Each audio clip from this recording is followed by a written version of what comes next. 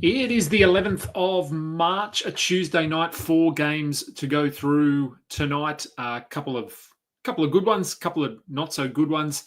I'm going to have a bit of a rant. Well, it's not a new rant, but we'll talk about head-to-head leagues, player injuries. I'll give you a very good example of why you should not be playing your fantasy head-to-head playoffs now. I know that has been the case for many, many, many years, but I feel like a change is in the air. Let's get into everything. This is the Tuesday post-game show. Let's go balls deep.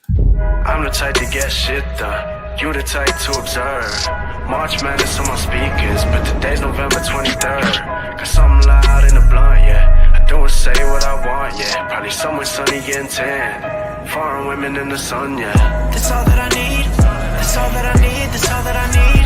Got my brothers with me. Got my brothers with me and my mama's healthy. Welcome to the Balls Deep podcast, brought to you by Fantasy Basketball International. I'm Adam King. Find me on Twitter and Blue Sky at AdamKing91. Find us on Google Podcasts, Apple Podcasts, Spotify, YouTube, anywhere and everywhere you consume your fantasy basketball content. We are also part of the Old Man Squad at Old Man Squad on Twitter. 4 games, quiet night in the NBA. But I'm just going to talk about head-to-head leagues very briefly. I'm in a few. I don't like Roto. That's just a personal choice. I find head-to-head just I don't know, more exciting, I guess. But I absolutely understand the merits of being in a Roto league. Looking at head-to-head leagues next season, though, I will, not that anyone cares, but I'm going to go on the record and I'm going to state that I am not going to play in a head-to-head league next year unless the playoffs finish around the All-Star break, because there is... The resting, it's just, I know it's been a thing for the last 5 years. This year just feels like teams are taking the piss, really. There's no accountability. The NBA is not seeking answers from any of these teams. Why did Ty Jerome rest today? He plays 20 minutes a game off the bench. It wasn't a back-to-back. All right. Guess the same with Walker Kessler. The amount of players that are being listed as out with injuries, they are not injured. They are banged up. Absolutely, they are banged up. When you play that many games of basketball, you are going to be banged up. But if there was any incentive or any rules here in place that you had to play unless it was I don't know how they change it, to be honest. Short of reducing the schedule and eliminating back-to-backs, but we know that's not going to happen because the NBA is just driven by money and sponsorships and that sort of thing. So it's not going to happen. So I feel like this is just going to be the new norm. From about February, we are going to get teams that are blatantly resting players because they don't want to win games. I'm in a semi-final at the moment, and I have a good roster.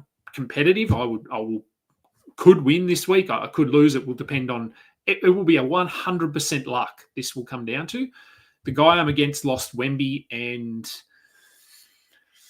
someone else. Who did he lose? I know he's lost a couple of players. So on paper, I should win this matchup because he's lost 2, maybe 3. His 3 best players. It's a shallow league. It's a 7-team league. So on paper, I should win. And if I look at my roster tomorrow, I have a full roster of players, but 8, is it 8? Yes, we have 8 active roster spots, 4 bench spots. I currently have 1, 2, 3, 4, 5, 6, 7, 8, 9 of my 12 players with a red flag. And of those players tomorrow, I would say 1... maybe 2 of them are injured. The rest are just not playing for whatever reason. Emmanuel Quickly's not playing. Who knows? Trae Young, I think, is injured. Devin Vassell, I'm not sure. He might be, but this wouldn't surprise me if they're just throwing in the towel as well. Jokic is just banged up, I think. So I think his injury is legitimate, and I think he probably plays, to be fair. Keontae George, I'm not sure he's injured. Maybe a bit of a sore foot. Donovan Mitchell is not injured. Kawhi Leonard is not injured. Cam Thomas, who just has a red flag all the time, he's not injured. Jalen Williams, I think, is injured. So LaMelo Ball, he's going to have a red flag added to his name at some point. He is not injured. So, 60, 70% of my roster is just resting and not playing, and there are no repercussions for the teams. I'm not going to play in a head-to-head league next year unless all of my leagues, playoffs are going to end around the All-Star break, and then we'll run a pick'em league, because fantasy, as much as I love it, it should not come down to that. It should not come down to teams just being able to cheat to try and get losses. So, I'm going to make some changes in my leagues. All right, let's get into the games. We've got a few questions. Let's just see. Yeah, okay, cool. We'll get into those at the end because they're only 4 games. So we'll move through these pretty quickly because a few of these teams are perfect examples of teams that don't have to follow the rules. Well, the rules aren't there, so they obviously don't have to follow them. Washington go down to the Pistons for the Wizards. Look, I mean, okay, Jordan Poole had 15 points. Keyshawn George, let's roster Keyshawn George. He's playing good minutes. He's getting good numbers. So I think we roster him. Jordan Poole, probably have to roster him. Sarr, yeah. Middleton, no. Champagny, no. Bub Carrington, probably borderline. Kispert, no. Rashawn Holmes, no. Marcus Smart, no. Because they'll all miss a game in the next week. Who knows? So the only players I trust on this team at the moment are Keyshawn George. Bub Carrington, to be fair, he's not doing a lot, but he's at least playing. And honestly, with these teams that just don't want to play their players, just play them and play them 24 minutes. I'd still rather that. At least you're getting something from them. Just play them like 5 minutes at the start of the half, 5 minutes at the end, 6 minutes, whatever. Basically like the Wizards are doing here with Chris Middleton. He played 23 minutes, but then he probably won't play in the next game. I'm always curious, and I think people have sort of said that the NBA is quite clearly the worst when it comes to just not playing players. This doesn't happen in the NFL as far as I'm aware, or not to this level. Doesn't happen in baseball. And I know baseball's a little bit different in that there's no contact as such in baseball, but they play a lot of games. And over here, I can't think of anything close to this in any sport here in Australia. Rugby league, AFL, NBL, our basketball league. Players just don't just rest. It shocks me that these players are allowed to just sit and do nothing when they're getting paid the money that they're getting paid. Fans want to come and watch them. That generates a lot of this revenue and income, but then they just don't play. It's just baffling. Anyway, I don't want to talk about the Wizards. They suck. Let's talk about the Pistons, a team that is actually trying. Asar Thompson was in some early foul trouble here. Has been a little bit rough of late. I would still probably hold him, just given the number of players that are currently trustworthy. He is at least playing. I mean, the minutes were low here, but he typically plays 25, 26 minutes and does just enough. Jalen Duren was good. Favourable matchup for him, 15 and 13. Cade had 27, 8 and 10. Tim Hardaway is another one of those guys who is at least playing every game. He's giving you some threes. Had 2 steals in this one. He is okay as a back-end option. Malik Beasley has really cooled off the last little bit, but much like Tim Hardaway, he does enough to be rostered. I'd have both of those guys over Schroeder, although Schroeder has stepped into a meaningful role, at least for this team. 11 and 4 with a steal and a block. So I'd probably just have him a rung below Beasley, probably level with Hardaway. Actually, to be honest. And Tobias Harris, 12 and 8, 3 steals. The steals are nice. Didn't have to do a lot here. It was obviously a very comfortable win for them. Game number 2, Brooklyn.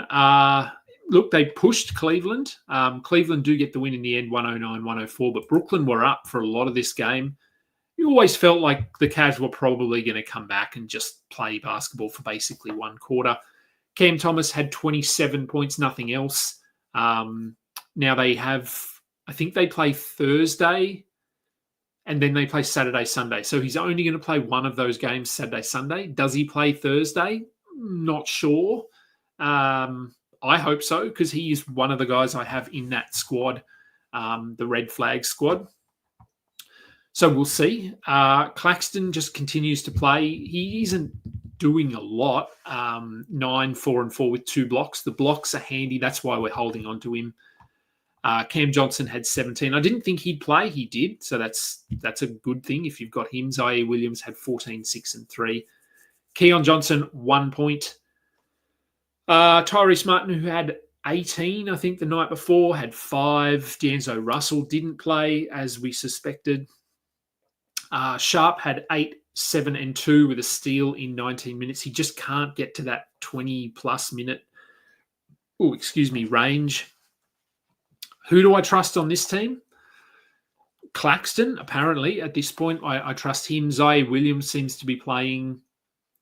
Keon Johnson, very up and down, as is Tyrese Martin, but both of them are at least playing most games. Jalen Wilson is playing most games. So they're probably the guys I trust. Day'Ron Sharp I'd like to hold just because he is playing as well. The minutes are a little bit underwhelming. Cam Johnson, Cam Thomas, you hold them, you put them in an IR spot when you can, or you just drop them. Emmanuel quickly falls into that bucket as well. I just had a look at his schedule for the next 2 weeks, so for the remainder of this week and next week. Technically, I think he has, or the Raptors have 6 games maybe. Actually, I can just have a look, can't I? It's right in front of me. So technically, for the next 2 weeks, the Raptors have 6 games. I reckon quickly he'll play in 4, maybe 3. So he's not playing tomorrow. They then play Friday, Sunday, Monday. So he won't play both of Sunday, Monday. So you might get 2 more this week, maybe even just 1. They play Philly, Utah, Portland. So they're 3 games they want to lose. So maybe he plays in one of those. The Utah game sits out. So you might only get 1 more game of Emmanuel quickly this week if you're holding on to him. I know this because I'm probably going to drop him. And then next week they have 3 games. Phoenix, Golden State, San Antonio. They have a 2-day break in between all of them. Let's see. Do they need to rest him on the Thursday to give him a week off? Who knows? All right, let's go to the Cavs. They were without Donovan Mitchell, who was there, but he wasn't playing. Garland stepped up, 30 points, 8 assists, 4 steals. So great night for him. Max Strus had 10 points. 2 threes. He is one of those 3-point streamers. Jared Allen, Evan Mobley both had strong games here against the Nets. Not surprising. Don't need to be rostering Okoro. You can stream him in for steals. That's about it. But once we get Donovan Mitchell back here, he will take a lot of the value away from Okoro, Sam Merrill. Craig Porter played a little bit here, but don't need to worry about those guys. Ty Jerome, I guess, will come back in unless he's just having a prolonged nap. All right, the Bucks and the Pacers. Actually a competitive game with 2 teams that want to win basketball, which is how uplifting for us as basketball fans. The Pacers get the win, 115-114. I'm sure if you're on social media, you've seen the end of this game. Tyrese Haliburton, 4-point play, gets the win. Pretty incredible shot by him. He didn't do much for the game, but did that. So Giannis, Lillard, they all played. We love to see it. Giannis was pretty good. He was actually well held in this one, 19 and 17 with 7 assists. Dame also well held, 15 and 11. Lopez had a random offensive night, 23 points on 9 of 11 shooting. Don't fall for this. We know that. Kyle Kuzma is very, very borderline when the Bucks are healthy. Taurean Prince had 18 points. Don't sort of go running to add him or anything like that. And we know Gary Trent and AJ Green can be streamed for 3s. God, they're boring. The Pacers, Tyrese Haliburton returned after I didn't get him for a whole week in my quarterfinal and I lost. He comes back and has 14 points, 10 assists, 2 steals, including the game-winning 3. So not great, but good to have him back on the floor. Pascal Siakam had 25, 12, and 5 in a good performance. With them back, Neesmith didn't have to do as much. Nembhard didn't have to do as much. Both of those guys are fine to hold. Again, they're playing consistently at this time of the year. That is a category in itself. So I think they're okay to hold. You at least know that they're going to suit up. Mathurin, who had 30 points, then he had 5 points. You're right in the middle here, 17 points. This is more like what we should expect from him, sort of 15 to 19 in that range. TJ McConnell had 4 steals, 7 assists, so some extra minutes for him, which is nice, but we haven't really seen this lately, so I wouldn't be sort of looking at this performance and then thinking this is what we're going to expect moving forward. I'd like to see a little bit more consistency from TJ. And the last game of the night, the Pelicans get the win over the Clippers, 127 to 120. Competitive game as well. We'll do Clippers first. So Clippers, no Norm Powell, obviously still out for another week or so. He's really the only guy. Well, Ben Simmons, do we count him? I don't even know if we count him as an NBA player anymore. Kawhi was good, 29, 8 and 3, 2 steals and a block. Zubats, another strong performance, which isn't really surprising against Yves Messi.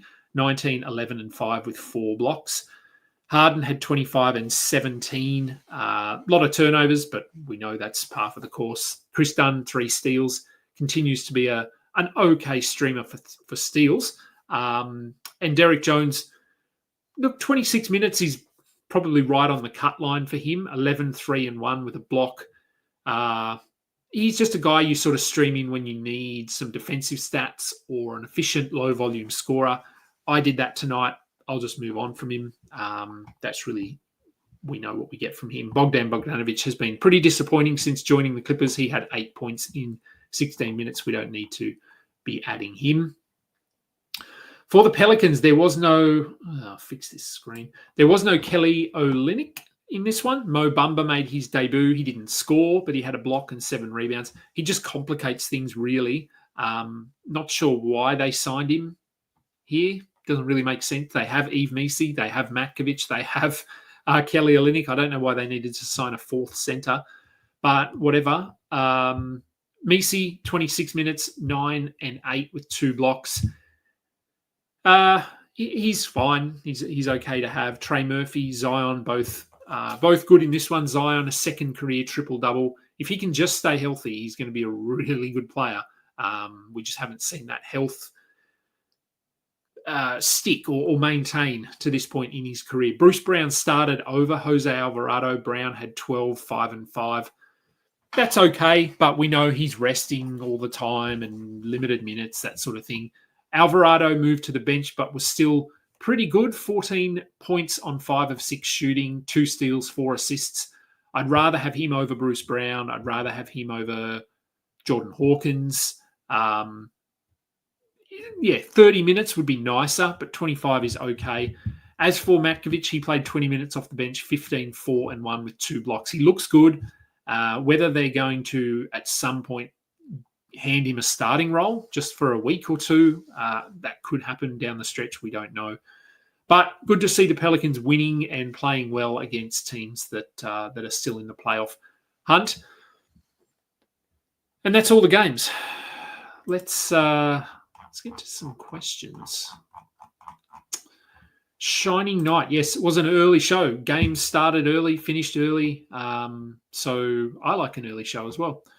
I'd love to hear my thoughts on head-to-head. Oh, well, yeah, I gave my thoughts, didn't I? End of the season is way too volatile. It is, and like I said, this has been a trend for the last, I feel like 5 years, but this year feels far worse. I don't know what the league is doing about it, whether they will.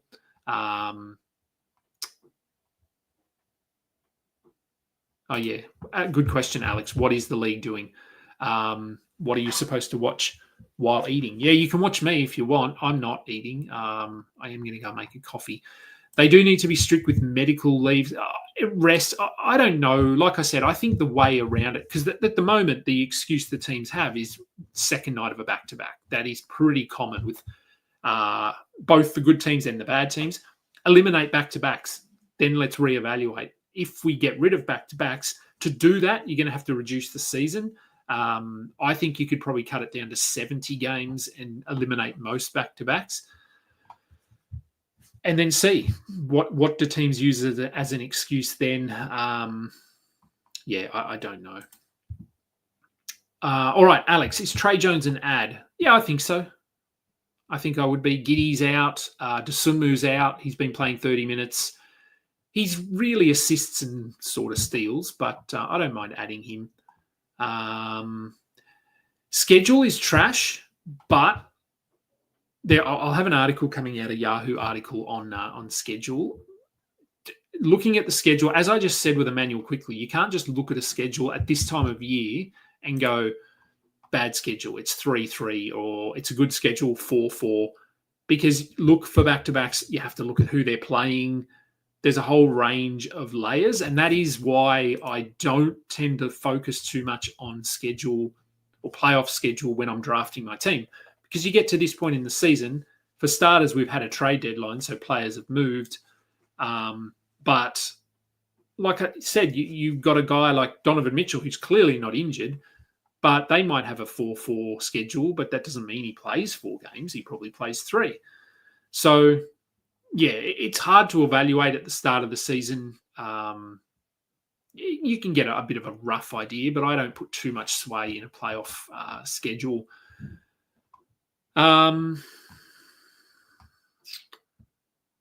Yep, Lone Des agrees. Certainly the most annoying year. Yep.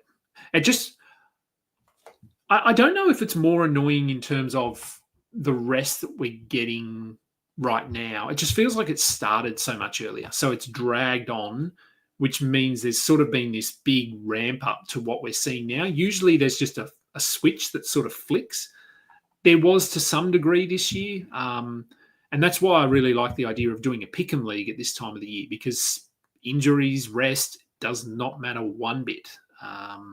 You just pick your roster based on who is playing on the day. Is it like this every year? Shining Knight asks. Yeah, it's worse. 12-team points league. Who are must roster highest potential players that might be on waivers? Bilal, Dayron Sharp, Dinwiddie, Mathurin, etc. Well, it really depends on who is on your waivers. You want to look for guys that score points. Dinwiddie is probably must roster. Mathurin would be close. Sharp, maybe not so much. He's more of a category guy. Bilal's injured at the moment. So, I mean, if you're on a points league, you know what you're looking for. You're looking for guys that score points, get you a lot of assists, a lot of rebounds. Defense doesn't matter as much. They're also pretty volatile, those defensive categories. So even if it's someone, unless it's Dyson Daniels, yeah, the steals can really range between 0 and 2 or 3. Points, rebounds, assists tend to be a little more consistent. Yes, very good point. Shining Knight Fantasy should be about the skill. And that's right. And that's why I'm going to make all of my leagues end early next year. C Park. Should I be worried that Devin Vassell will sit out the rest of the week? I am. At this, who knows? I hope he doesn't, because he's playing really well at the moment. Do I like Filipowski or Grimes more rest of season? Let's go.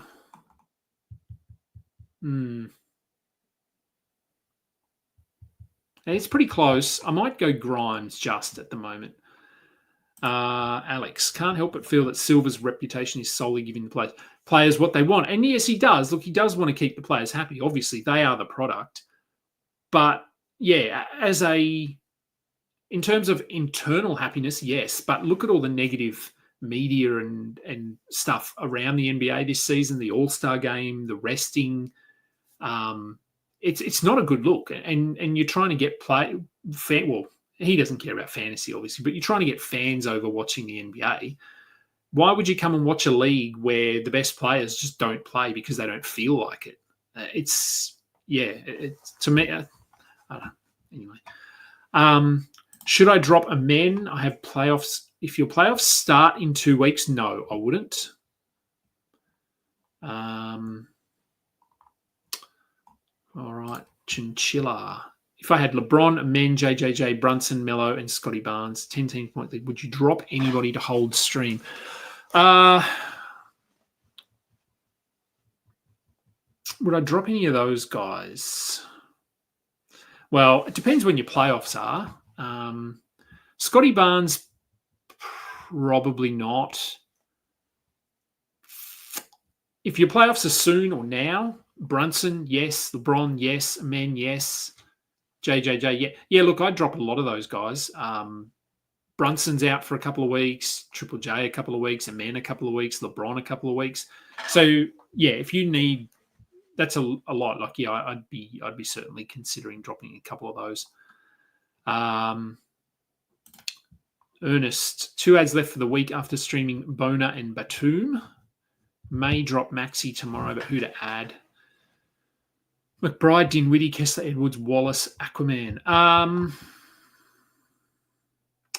Probably counting stats and field goal percentage.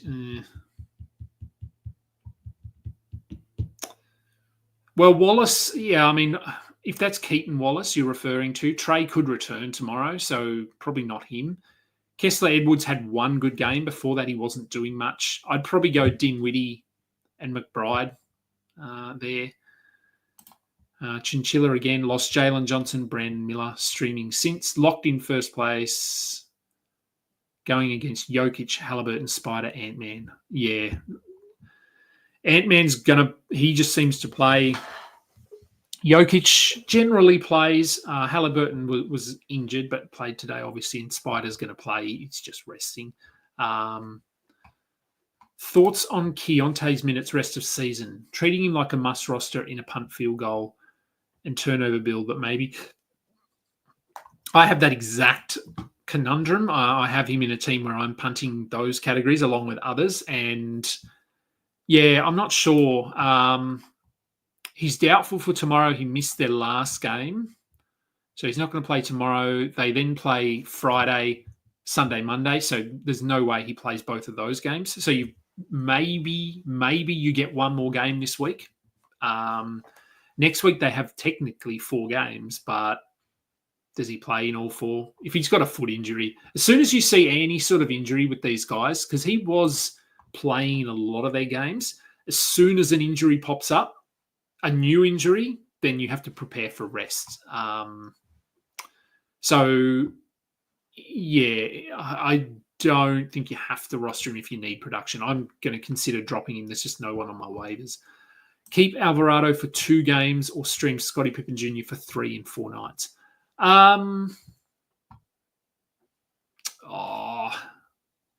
Let's go quantity there and go Scottie Pippen. Alvarado, who's been questionable the last 2 or 3 games, I think, with a hip injury. Whether he misses one of those, one of the next couple, I don't know. So, yeah, I'd probably be okay with going Scottie Pippen there.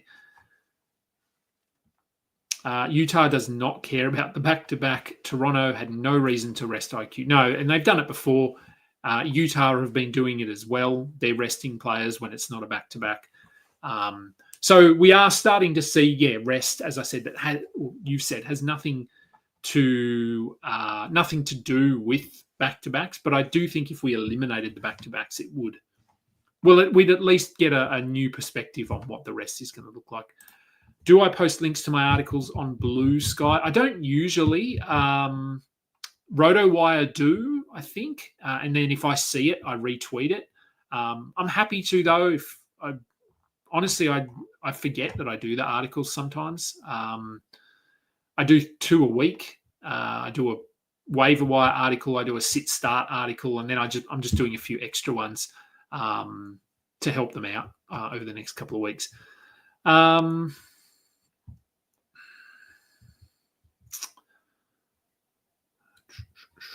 Scotty's chances of sitting. What's Scotty's chances of sitting similar amount of games as we expect IQ to? Haven't rested him. No. I'm not sure on that one. RJ Barrett, yes, I do think he will rest as much as quickly. Scotty, maybe not quite as much, but I do think he rests. Do I think Maxi getting questionable tags is just a pseudo reason of not getting fined? Look, yeah. I mean, this is one of the flaws in that system, isn't it? You list an injury, then the NBA can't come out and say you're just resting someone. That's why Trae Young has been on the injury report with an Achilles injury for the whole year, and he's missed one game with it. And that's why the Lakers do it with LeBron James and these guys. These teams know they find loopholes. If we put an injury next to a player before every game, then if we want to rest him, we just rest him and we say it's managing the injury. Lauri Markkanen, I can almost guarantee he's not injured. He's just not playing, but they'll say it's back management. John Collins, exactly the same. Not injured. You watch him on the sideline when they're playing. He's jumping around. He's not sore. So, yeah, until the league does something about it, but I don't know what that is. That's the issue here. Should I drop AD finals next week? Finals next week or playoffs next week? If it's finals next week, yes. Seems like IQ is going to get some random games. Yes. Is he droppable? Yes. He's in that Keontae George discussion. I'm looking at dropping both of those guys. Shining Knight would appreciate the links. Sure, I can get it up on Blue Sky. I just don't think to do it, but I'll try to remember. Would I rather hold Keon Johnson or Justin Champagny? Ugh. This is where we are, isn't it? Keon, maybe just. Maxi's injuries are legitimate. Yes, he does have an injury. But, yeah, and like I said at the top of the show, a lot of these players are injured. But 20 years ago, they were just told to play through them. They're minor injuries that really can't get worse short of a freak kind of occurrence during the game. You play through it, but now they just don't because they don't have to. Who's the most droppable? PG, Powell, Amen, AD, playoffs start week 21. I thought we were in week 21, unless week 21 is next week. Probably depends on your platform.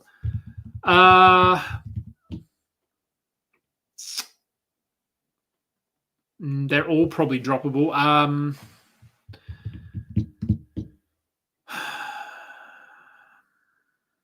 Is week 21 next week for you? Let me know if it is, and I'll answer that. Would I drop Ware for McBride? Yeah, look, very different stats, obviously. So that probably is just a stat-dependent question. Do you need guard stats or do you need big stats? Are there any breakout block candidates for 2025-26 besides Klingon? No, it's sort of our obvious ones, I guess. Look, I think there are a few guys that could if they can play minutes. I think Matkovic has some nice block upside. I think Vukcevic has some nice block upside. Kel'el Ware. There'll be some rookies as well, obviously. Look, I mean, we've seen little bits from Adem Bona, Kai Jones. There are some guys, but most of them aren't going to play enough, I don't think. Week 21 is in 2 weeks for Joseph Kim. So, okay. So who would I drop out of those guys? I mean, they hypothetically, theoretically, I'm not sure what the right one is there. They could all be back, all of those guys. Powell was reevaluated in 10 days. AD is week to week. Amen is 2 weeks. So I think Amen could be back, close to being back. So I wouldn't drop him. PG is the questionable one because he might not play for the rest of the season. I'd be okay with dropping Paul George, I think. So he's probably the most droppable. Yeah, I think so. Okay. Chad. Oh, that was Chad's question. Oh, hang on. Where are we? Up here. Trying to start shaping dynasty rosters, you have one where you're looking to acquire blocks and assists. Yeah, I mean, those names that I mentioned are guys to look at. It's just hard to see any of them really stepping into a big role based on current rosters. I guess Matkovic maybe, because I think Eve Misi is their starting centre, but I don't think he's going to be a 30-minute a night centre. I think he's sort of 26 to 28. Olynyk doesn't make sense there, so they may move him. So if Matkovic can just play 20 minutes as a backup, maybe. Yeah, and like I said, Kai Jones, these guys, but they're just silly season players at the moment. They're not guys that are going to play significant minutes. Do I think anyone is safe on the Suns roster for next year? Well, probably depends what happens with KD. I think he's probably the first domino to fall, so to speak. Yeah, I think Booker probably sticks around. Beyond him, I don't know. I mean, do they hold Nick Richards as their starting center? He's okay, but he's not going to win you a title. So, yeah, look, it's hard to know with Phoenix what they're going to do. Side. Where is not tingling Steve's wingerling? Fair enough. He's not playing a lot of minutes. So this is the Ware versus McBride question, I think. Would I drop Ware for McBride? You need all stats in general, looking for upside for the next week and the week after. Yeah, look, I think McBride's probably going to start. Brunson's not going to come back for a couple of weeks. Ware is up and down. 20 minutes, 25 minutes, 30 minutes, 18 minutes. He's really one category only. Blocks. Rebounds are okay. McBride's probably a little bit safer. Let's say that. What did they say about Brunson? Yeah, I think they said reevaluated in 2 weeks, but it was a bad one. I know he plays for the Knicks, so they're probably going to roll him out there in a wheelchair. But, yeah, I think it'll be at least 2 weeks for Brunson. All right, I'm going to get out of here. It's time for a coffee. Thank you, everyone, for tuning in. Should be back as normal tomorrow with a post-game show. Let me just have a look at what time the games are tomorrow. Wednesday. 1, 2, 3, 4, 5, 6, 7, 8. 9 games tomorrow. Last game. No, so it's sort of normal schedule. So probably a normal time for the post-game show tomorrow. What's that question, Chad? Were these Pelicans games decided when Dyson was still on the team? What Pelicans games are you talking about? Oh, sorry. You're talking about the... Yeah, look, I know it's been happening for a while. I know discussions have been happening. I've been talking with Pelicans people about this. So this has been something that's been basically locked in for a few months now. I guess potentially these discussions started before he was traded. I'm not sure. I don't know why it's the Pelicans. I'm fine with it. I like the Pelicans as a team. If they're healthy, they're supposedly going to bring all of their guys here. I'll probably go down. I'll have a look at ticket prices first. I've seen the Pelicans play, so I'm not in a position where I might never see them play or won't see Zion ever, that sort of thing. I've seen all of them. We saw 3 games in New Orleans. So I'm not definitely going to go. It will depend on the ticket. So I'm not going to pay hundreds of dollars when I'll be in America in a few years and I can pay $100 to get a ticket. So, we'll see what happens. But I don't know why it was the Pelicans, whether Dyson was there, and that was part of the reason. Not sure. Can't answer that one. All right, now I'm going to go. Please go download, like, subscribe. I will make sure to put links to my articles on Blue Sky and Twitter. I think I did for my most recent article, but I'll make sure I'm doing that moving moving forward. And one more from Shining Eye. How many days till surgery? Monday. So it's Wednesday here now. So I've got 4 or 5 days till surgery. And then we reevaluate and see what the recovery looks like. As long as I'm okay to get on my plane and fly to Los Angeles in July, I'll be fine. I will be back tomorrow. Thank you, everyone, for tuning in. I'm Adam King. This has been the Balls Deep post-game show. Until next time, catch ya. You just listened to another episode from the Fantasy Basketball International Podcast Network. Thanks for joining us. And for more information about joining our community, please check out our website at fbibasketball.com.